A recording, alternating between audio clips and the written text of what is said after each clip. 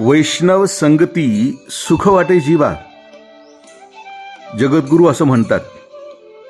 आणि याच वचनाप्रमाणे सुखाच्या परिसीमेची अनुभूती घेत माऊली ज्ञानोबरायांचा पालखी सोहळा आज फलटणहून निघून बरडमध्ये विसावणार आहे. तर तुकोबरायांचा पालखी सोहळा इंदापुरातच विसावणार आहे. सर्व सुख ल्यालो सर्व अलंकार, आनंदे निर्भर डुल्लत असे. असा सुखश्रंगार करून आम्ही पांडुरंगाच्या भेटीसाठी असूसलोय. आणि आता पंढरपूर जवळ येत चाललंय. त्यामुळे वातावरणातील उत्सुकता आणि चैतन्य वाढतच निघालं आहे. मधूनच कधीतरी पावसाची सर येत असते, पण यावर्षी ती थांबली आहे. गार वाऱ्याची मंद झुळूक सुद्धा थांबली आहे. सृष्टीनं नेसलेला हिरवा शालू सुद्धा या वेळेला नाही. पण हरिनामाचा गजर करत ही पालखी मात्र सुरू आहे, परंपरेचा वसा खांद्यावर घेत. यामुळे चालण्याकडे आणि चालण्यामुळे येणाऱ्या श्रमाकडे कोणाचं लक्षच नाहीये. जीवनभर अनेक वाटा तुडवल्या आणि खूप झिजणं झालं, पण इथं मात्र खऱ्या अर्थानं जीव, देह आणि भाव या सगळ्यांचं संवर्धन करणारी अनुभूती आणि फलश्रुती भोगता येते आहे. म्हणूनच तर सगळ्या वाटा चालण्यापेक्षा ही वाट चाललेली खूपच चांगली आहे. संत चोखोबारा या वाटेविषयी आणि पंढरीविषयी सांगतात, टाळी वाजवावी गुढी उभारावी, वाटती चालावी पंढरीची. पंढरीचा हाट कौलारू पेठ, मिळाले चतुष्ट वारकरी, पताकांचे भार मिळाले अपार, गरजे भीमातीर जय जयकार. हरिनाम गरजता भय नाही चित्ता, ऐसे बोले गीता भागवत. खट नट यावे शुद्ध होऊनी जावे, दवंडी पिटी भावे चोखा मेळा. टाळी वाजवत गुढी उभा करत पंढरीची वाट चालू लागावी.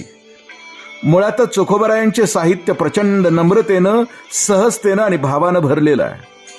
यात सहज भावानं ते सांगतात, टाळी वाजवा, गुढी उभा करा आणि पंढरीची वाट चालू लागा.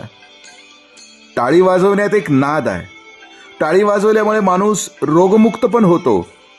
प्रत्येक ठिकाणची टाळी वेगळी, भजनाची वेगळी, सभेची वेगळी, भाकरीची वेगळी आणि उत्साहानं एकमेकांना दिलेली टाळी वेगळी. इथं मात्र भजनातील हरिनामाची टाळी वाजवायला सांगितली आहे, तर ती काय करते? टाळा टाळी लोपला नाद, अंगो अंगी मुरला छंद ही अनुभूती देते. म्हणून इथं टाळीला महत्व आहे. आम्ही लहान असताना कोणतीही समज नसताना कुणी यायचं, आम्हाला खेळवत खेळवत विठ्ठल विठ्ठल म्हणून टाळी वाजवायला लावायचं. तिथपासून ते आजपर्यंत सत्संगात वाजवलेल्या टाळ्यांनी सकारात्मक अशी ऊर्जाच आम्हाला दिली आहे. खरं तर हा आनंदाचा उत्सव आहे. इथं प्रेम भाव आहे, कारण प्रेम आणि भाव इथलं भांडवल आहे. सर्व तऱ्हेच्या वारकऱ्यांनी पताकांनी जय जयकाराने गजबजलेल्या या पंढरपूर नगरीत कुणी यावं, सगळ्यांनी यावं, खटानी यावं, नटानी यावं, या सगळ्यांनी यावं आणि शुद्ध होऊन जावं, अशी दवंडी भावयुक्त अंतःकरणानं आमचं चोखोबरा पिटत आहेत. विठ्ठल भेट व्हायची असेल आणि त्याला अखंड धारण करायची असेल तर भाव शुद्धच असायला हवा ना. म्हणून तर चोखोबराय म्हणतात, उस डोंगा परी रस नो हे डोंगा, काय भुललासी वरलिया रंगा. नदी डोंगी परी नीर नो हे डोंगा, काय भुललासी वरलिया रंगा. कमान डोंगी परी तीर नो हे डोंगा, काय भुललासी वरलिया रंगा.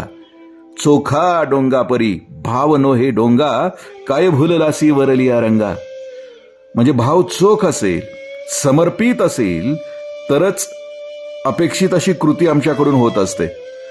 आमच्या या डोंग्या म्हणजे अंतर्बाह्य वक्रता धारण केलेल्या तनामनाकडून चोखोबारायांनी आमचे भावपूर्ण हित साधावे, ही प्रार्थना चोखोबारायांच्या चरणी आहे. आणि म्हणून वारीतला वारकरी हा भोळा असतो, सरळ असतो, निर्मळ असतो, पवित्र असतो.